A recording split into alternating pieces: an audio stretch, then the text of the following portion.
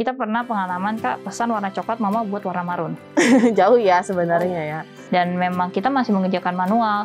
Ada beberapa yang bertanya kenapa tidak diganti ATBM.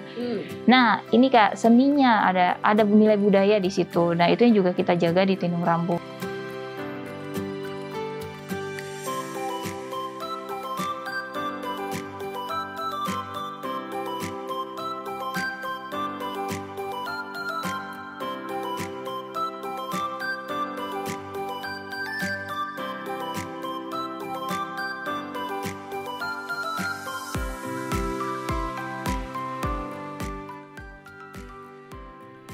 Hai Sisters, selain kekayaan alam Indonesia yang berlimpah, ternyata kita memiliki kekayaan wastra atau tekstil yang sangat beragam.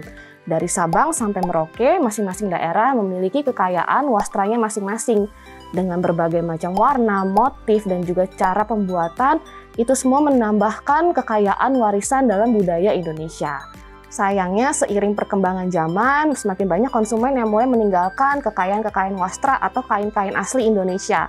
Selain kurangnya referensi, susahnya akses untuk mendapatkan atau membeli kain tersebut juga menjadi salah satu penghalang bagi konsumen untuk membeli dan mencoba, serta mencari tahu apa sih makna di balik motif dan juga cerita di balik proses penenunan. Jadi di liputan kali ini kita mau kenalan dengan salah satu womenpreneur dari She Starts Indonesia yang terjun untuk membantu melestarikan kain wastra Indonesia serta meningkatkan kesejahteraan para penenun Indonesia. Ayo kita kenalan dengan Kak Stefani dari Tinung Rambu. Hai Sisters, sekarang kita sudah bersama dengan Kak Stefani dari Tinung Rambu. Hai Kak! Aduh, ini Omikron deh. Kita nggak bisa cipika-cipiki dulu. Tapi aku excited banget tadi masuk ke ruangan ini langsung disambut dengan berbagai macam kain yang indah-indah. Kak, cerita dong soal bisnisnya dan kenapa tertarik dengan wastra, lebih tepatnya kain tenun dari timur Indonesia. Jadi nama usaha kita di sini namanya Tinung Rambu Indonesia. Teman-teman bisa cari di IG kita tinungrambu.id. Ini kalau kakak masuk tadi banyak banget memang kainnya Kak, khususnya dari NTT. Jadi ada kain dari Sumba Timur di mana kita pertama kali bekerja. Lalu juga dari Mandeu, ada dari Rote dan juga beberapa lokasi di Pulau Timur. Kenapa tenun Kak? Pertama sih karena saya suka banget sama kain awalnya. Dulu dari SMP, SMA, kuliah itu suka banget sama kain. Tapi ya namanya masih anak kuliah ya, belum ada penghasilan. Nah akhirnya ketika sudah mulai bekerja, mendapat kesempatan, saya bisa mulai balik lagi ke hobi yang lama. Namun ketika kerja kok hanya beli, dan bagaimana sih penenunnya? Dan seringkali saya mendapatkan dari tangan ketiga, tangan keempat, tangan kelima. Dan di situ saya berpikiran kalau setiap kali saya memberikan mereka barang, terus-terusan, oke, saya beli setiap mereka kebutuhan uang. Ketika mereka buat sekolah, saya beli. Lalu kapan lagi mereka bisa membuatnya hidup lebih baik di situ. Jadi awalnya idenya dari situ sih Kak. Jadi saya kasih mungkin bisa dibilang pekerjaan. Lalu saya mengelola karena saya suka wastra, jadi saya belajar juga motif-motif apa, bagaimana market suka, bagaimana kita membuat hal yang berbeda supaya tidak sama dengan pasar yang saat ini ada, tapi tanpa meninggalkan nilai-nilai budaya mereka. Oke, jadi Kak Stefani tidak hanya sifatnya mungkin sebagai resellernya mereka, tapi membantu mereka untuk membuat produk-produk yang memang kira-kira disukai market. Betul Kak, jadi reshaping lagi produk yang ada, terus membuat suatu identitas baru mungkin bisa dibilang. Jadi apa sih yang membuat beda barang-barangnya mereka kalau di Tinung Rambu? Oh gitu. Oke. Jadi emang ada motif-motif tertentu. Mungkin nanti kita lihat-lihat juga koleksinya. Boleh, ya Kak ya. Tapi aku penasaran deh, nama Tinung Rambu tuh artinya apa sih Kak? Lucu banget. Jadi Tinung Rambu itu karena tadi Kak sempat saya singgung nih, kita mulainya 2019 dan itu mulai dari Sumba Timur. Dari keluarga tiga penenun sama join sama satu orang yang dari sana yang memang punya visi yang sama, namanya Christine. Kita mulai dari keluarga dia. Nah, Tinung Rambu diambil dari bahasa Sumba, artinya kain atau penenun perempuan, karena tinung itu artinya tenun, rambu itu panggilan perempuan. Jadi tenun perempuan atau perempuan yang menenun sebenarnya.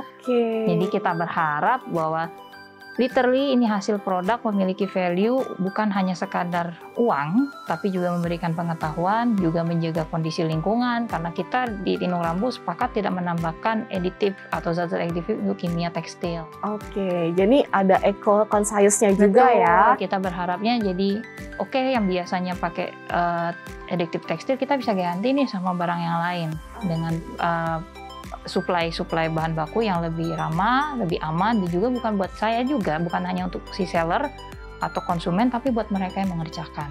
Oke, jadi ramah lingkungan, motif dengan warna yang sudah disesuaikan dengan market, serta dibuat oleh mama-mama di NTT. Iya, jadi awalnya mama tahu Kak sekarang dari sejak 2021 sih sebenarnya pandemi buat berkah ke kami, anak-anak muda jadi tenun juga. Oh, nggak cuma mama-mama, sekarang anak muda sudah mulai juga jadi menenun. Jadi salah satu berkah pandemi mungkin memang kesulitan, tapi kami tetap melihat ada berkat di situ. Selalu ada hal positifnya ya.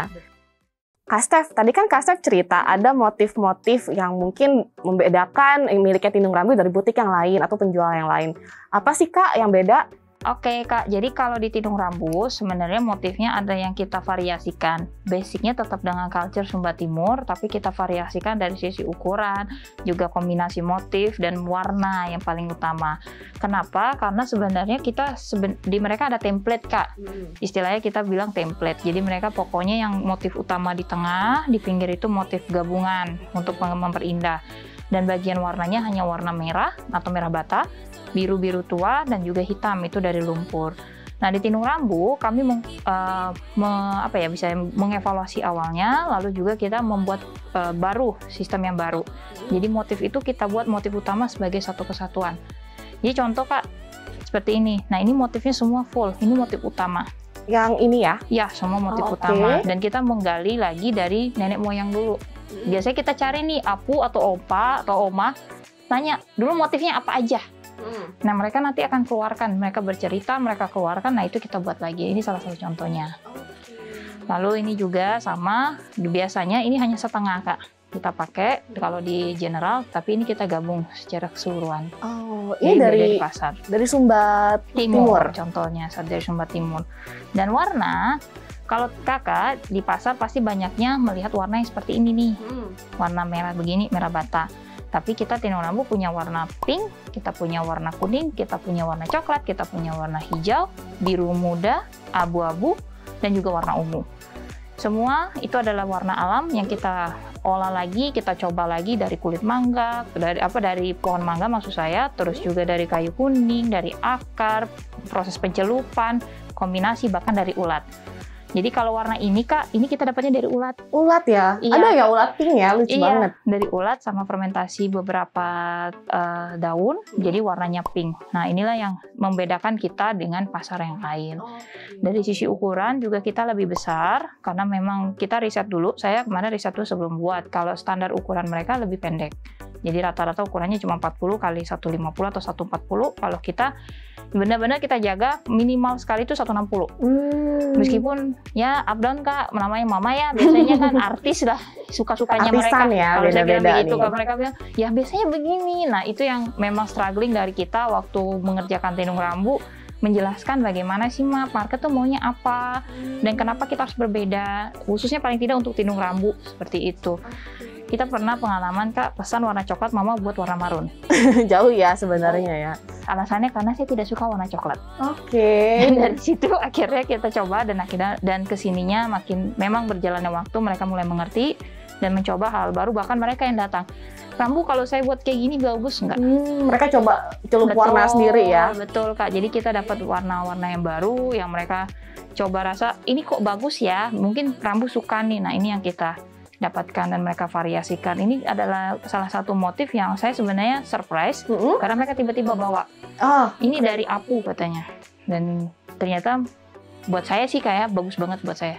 Ini bagus banget sih. Kemarin kita pakai motif yang ini untuk Good Design Indonesia sebagai representasi dan hasilnya memuaskan. Wow, keren mama-mama di NTT ya. Iya, jadi mereka memang ide-idenya mulai passionate juga ya, untuk buat motif baru dan warna baru. Mencari dan mau tahu apa-apa lagi yang bagus gitu Kak. Pasar suka nggak atau apa gimana? Karena sebenarnya sebelumnya Kak, dari 2019 ketika kita menjual, beberapa testimoni atau feedback dari pelanggan itu kita sampaikan kembali ke mereka. Jadi mereka tahu bahwa ini kekecilan, ini kurang rapat, ini kurang bagus atau apa. Jadi mereka, oh ternyata barang kami ini dihargai, lalu juga sampai ke luar negeri. Selama ini mereka taunya cuma sampai pengepul, udah kami nggak tahu lagi itu nggak tahu lagi ada feedback apa ya. Kak, sejauh ini ada berapa pengrajin ya yang kerja bersama dengan Tinung Rambu? Kita di total ya Kak, mungkin karena kita ada 7 tempat. Awalnya kita Sumba Timur 2019, berjalan 2020-2021 saat pandemi, sekarang ada di 7 lokasi, itu kurang lebih dari 50 keluarga. Oh, Kenapa saya bilang 50 keluarga Kak? Karena kondisinya ketika menenun ini proses. Jadi anak-anak di rumah pun seringkali dilibatkan. Jadi mereka menggulung benang, atau waktu mencelup benang mereka mencacah daunnya. Akar seperti itu. Tapi yang menenun hanya mama begitu Kak. Oke, jadi total ada sekitar 50 keluarga ya yang terlibat di proses Tinung ini. Rambu dalam ini. Keren banget Kak. Kak, untuk mendesain atau membuat satu motif baru itu pasti susah banget ya. Apalagi ada proses penculupan warna dari bahan alam. Untuk satu kain itu prosesnya berapa lama sih Kak? Kalau satu kain, katakan satu kain selendang ya Kak, kalau proses tenunnya sendiri ketika mereka tidak banyak kegiatan domestik itu bisa selesai dalam waktu 7-10 hari. Di luar ya Kak, proses persiapan, penculupan warna dan lain. Tapi kalau kita hitung dari nol, itu biasanya kurang lebih 1 bulan untuk satu selendang mereka kerjakan. Kenapa Kak? Karena menculup warna sendiri kan tergantung cuaca nih, dan ada proses fermentasi tergantung jenis barang yang kita gunakan. Kalau misalnya kayunya kayu kuning misalnya, ini cenderungannya direbus. Dan kita harus merebusnya 3 kali. Jadi setelah 1 kali rebus, dijemur lagi, kering baru direbus lagi, dicelup lagi. Kalau ini juga sama, ini difermentasi dulu kurang lebih 2-3 hari, baru bisa dicelup, terus dijemur, kering, baru celup kembali. Jadi proses itu yang membuat lama sebenarnya. Kalau cuaca lagi hujan seperti ini, proses lebih lama Kak. Itu kenapa jadinya, kenapa sih satu kain bisa ada yang cepat, ada yang lama, tergantung stok benangnya. Kalau mereka benangnya sudah stok, mereka bisa menenun lebih cepat. Karena tadi butuh 10 hari lah kurang lebih maksimal Kak, kalau mereka fokus banget. Dan selama mereka punya, ada namanya pahudu. Apa itu Kak? Pahudu itu kalau di Sumba Timur seperti ini Kak, ini cetakan pahudu. Jadi mereka buat dulu cetakan motifnya di lidi. Lidi, oke. Supaya mereka nanti menghitung satu-satu ketika tenun 1, 2, 3 seperti ini. Oh iya, seperti untuk motifnya. Template-nya mereka ya. Template-nya mereka, nanti mereka akan mengikut hitungan ini satu persatu. Ini masih pakai alat tenun tradisional? Sama masih tradisional, bisa dibuat dari bambu dan hanya butuh bisa dibilang butuh dinding ya Kak untuk menahan kaki kita supaya mereka bisa tenun gitu. Jadi memang manual satu-satu dikerjakan. Kak, kan selama ini ada orang yang beranggapan atau enggan untuk beli karena harganya memang cukup tinggi ya untuk kain tenun. Tapi kalau kita lihat kembali ke prosesnya tadi, memang wajar ya untuk harga segitu. Jadi kalau kita hitung isi baratnya satu orang itu katakanlah mendapatkan 500.000 misalnya Kak. Karena tapi memang itu 1 bulan mereka berproses. Jadi dari benang sampai menggulung, menyiapkan sampai menenunnya. Dan memang kita masih mengerjakan manual. Ada beberapa yang bertanya kenapa tidak diganti ATBM.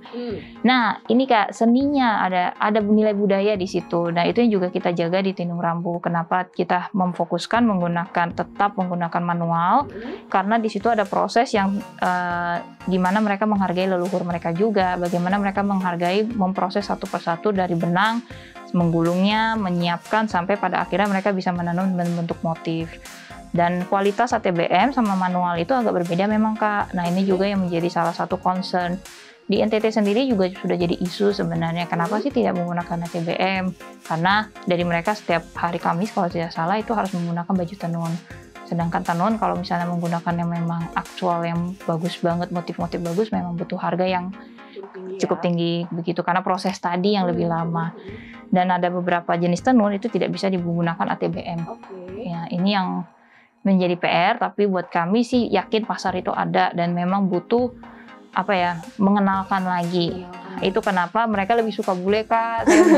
Saya suka sedihnya gitu kalau sama bule itu mereka happy banget. Kenapa? Karena mereka merasa dihargai. Karena mereka mau dengerin cerita di balik itu ya. Cerita di balik itu dan bisa memberikan apresiasi yang lebih baik menurut mereka. Dan kita juga kalau yang ke Indonesia sekarang juga saya mencoba untuk sama mama. Kalau kalian buat juga terlalu tinggi dalam berproses atau apa segala macam, orang Indonesia nggak mau beli. Ada kecenderungan seperti itu. Nah, jadi bagaimana kita menemukan jalan tengah? Jalan tengah. Kalau kami ada produk yang menggunakan benang dari benang jahit. Oh, oke. Jadi dengan warna-warna yang mendekati warna alam yang soft atau pilihan warnanya lebih variatif. Jadi itu harganya lebih terjangkau. Biasanya bisa 1/4 sampai setengah dari harga dari benang alam. Benang alam ya. Betul. Contoh produknya kayak gimana ya Kak? Contoh produknya ada di sini sih Kak. Bisa saya ambil dulu ya. Ini satu contoh. Ini warna hijaunya juga. Nih, oke. Ini contohnya Kak, ini semua dari benang jahit. Oh, yang sintetik ya? Ya, yang sintetik, tidak luntur dan tidak perlu ditambah dengan ditambah dengan pewarna tekstil lagi. Oke, jadi hanya dari benangnya aja dari ya? benang jahit saja. Jadi orang juga makainya mau dipakai kombinasi baju, harganya masih terjangkau. Terus juga mau dipakai untuk kegiatan atau acara-acara juga masih tetap bagus gitu. Jadi bermain dengan pilihan warna dan gabungan dari kepadatan tenunnya. Oke. Nah, teman-teman, kita jangan kalah sama orang bule ya. Kita harus cinta juga nih sama wastra-wastra Indonesia. Kak Stefani, kan ada nih orang yang mau menikmati kain tenun, tapi dia nggak mau pakai kainnya. Ada produk lain nggak sih, Kak?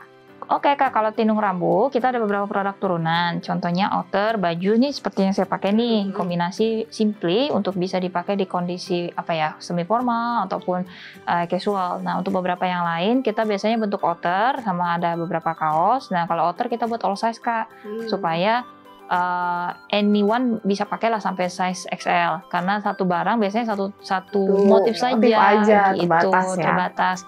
Contoh ini beberapa outer kita dengan warna-warnanya yang soft. Ini ada warna pink. Ini yang pewarna alam atau semua warna alam? Semua warna alam ini dari kolaborasi dari Indao kita buat warnanya.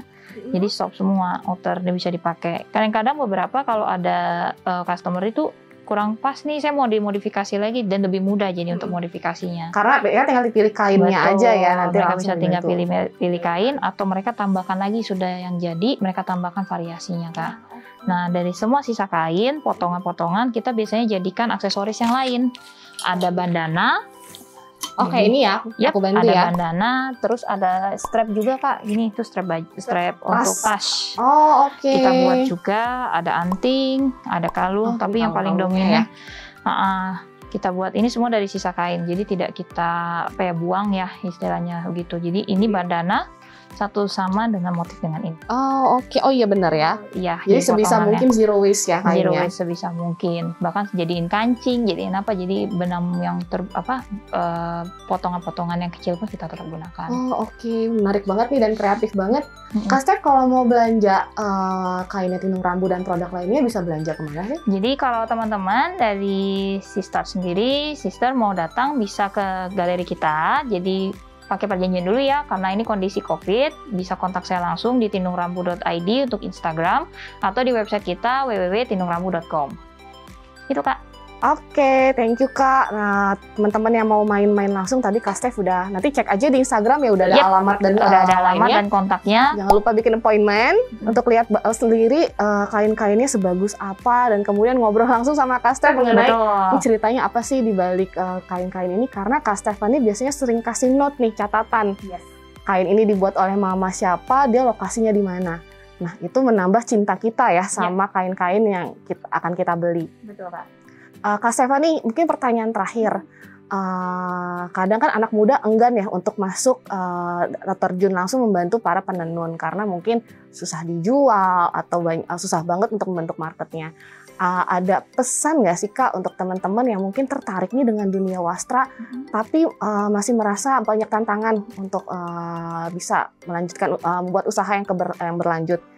Boleh nggak, Kak, share pesannya? Jadi buat teman-teman yang hobi banget sama wastra dan mungkin seperti saya dulu tukang beli ya, dan sekarang pengen usaha, ayo tetap dicoba, jangan menyerah, karena pada dasarnya kita yang punya kewajiban untuk mengenalkan apalagi anak muda. Kalau kita nggak melakukannya sekarang, kapan lagi? Karena banyak penenun kita sudah mulai menua dan mereka juga dengan kesehatan yang kurang baik. Kita harus melestarikan budaya dan ini adalah salah satu kekayaan. Seperti tadi Kak Gerald bilang, bukan hanya kekayaan alam, tapi kekayaan wastra. Teman-teman bisa lihat dari Sabang sampai Merauke, kita memiliki kain wastra yang luar biasa. Jangan menyerah, tetap kreatif, dan ikutin banyak community. Salah satunya dengan Sistars. Itu sangat membantu. Thank you banget Kak Stefani untuk waktunya hari ini. Terima kasih banyak, Kak. Mudah-mudahan sukses selalu ya. Dan salam untuk para mama-mama yang... Terima kasih, saya akan sampaikan. Aku kagum sih mereka mau setia melestarikan teknik tenun dan juga motif-motif yang udah dari zaman dulu sampai sekarang, pasti itu bermakna banget. Salam untuk mereka semua ya, Kak. Terima kasih banyak. Untuk teman-teman Shestars.id, jangan lupa untuk dukung selalu juga Womenpreneur Indonesia dan selalu dukung produk-produk lokal Indonesia karena sekarang value-nya, kualitasnya tidak kalah saingnya dengan produk-produk luar dan maju terus Womenpreneur Indonesia. Sampai ketemu di video-video berikutnya. Bye-bye!